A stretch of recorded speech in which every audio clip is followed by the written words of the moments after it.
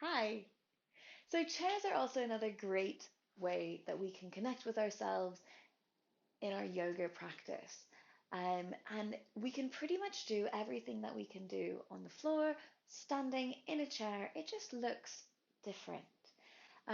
When we get into the chair, though, it's important that we find a comfortable position in our chair. So if we're noticing that our feet are not touching the ground, or that you're really having to reach your feet down to be able to touch the ground, try to bring the ground up to you. So if you have things like blocks or books, right, you can bring the ground up to you, up to your feet, right? So then you have a higher lift.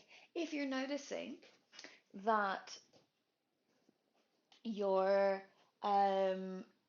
knees are too high, then you can lift maybe using a pillow or something, to lift yourself up to then get a higher lift so that your knees are not as high and they're a little bit lower. We want our knees a little bit lower than our hips, um, more or less. Here, just in case. You can also use a pillow under you if it just makes it more comfortable as well.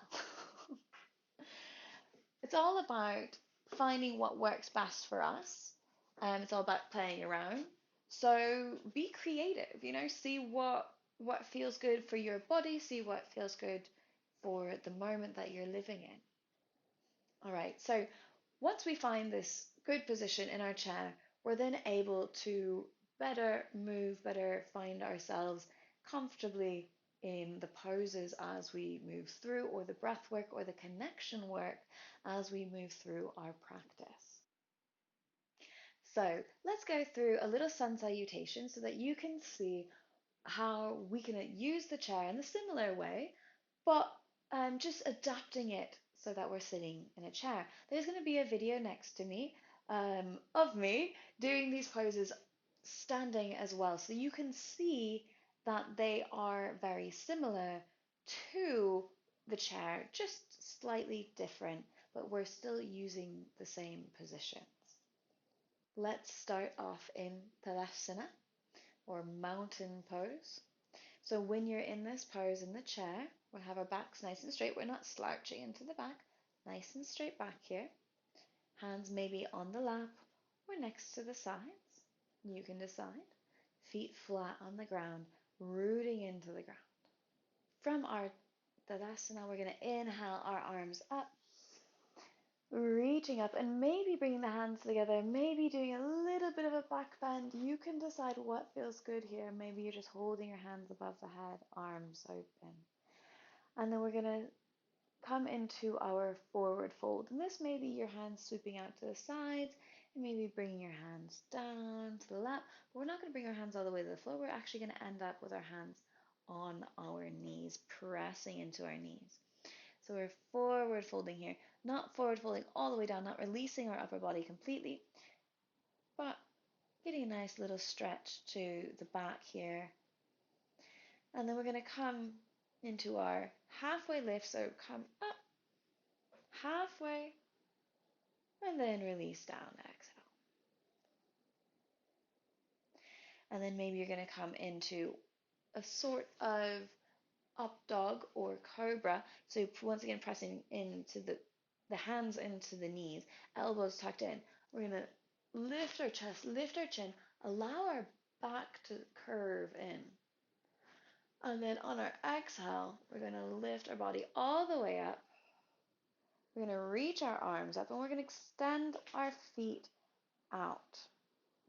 Now, if you notice, this is sort of a downward dog.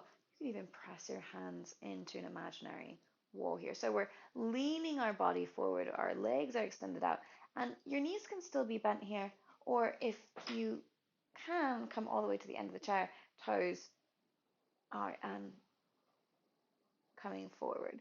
So you're still noticing your body turning on here. You're still noticing the arms. And then coming up, feet coming back, hands coming down, and we're going to come back into our forward fold. Inhale, halfway lift.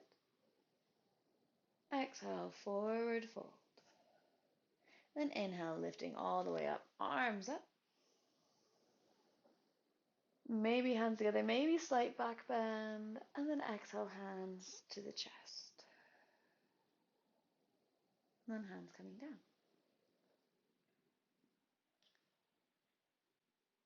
Now, this is just one variation of many. So, depending on the type of sun salutation you do, you may change the variation slightly.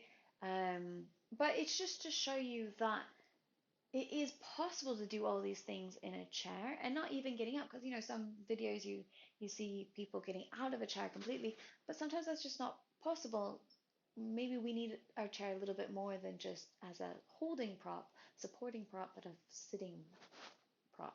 So you can decide what works best for you. You can play around. It's all about exploring. It's all about being creative with your practice and really connecting your practice to your life, to you, making it meaningful for you. So if you enjoyed this video, I would love for you to join me over in the Tytoni Yoga studio for yoga foundations. We go through all of these, and once again, we're going to go through more different types of poses that we can use the chair, floor poses for standing poses, um, just to see how we can be creative, how we can adapt things for our bodies in the moment that we are living. Hope to see you there. Otherwise, take a look around different videos I have on YouTube. Uh, Hit the subscribe if you like them, the little bell, and I'll see you around.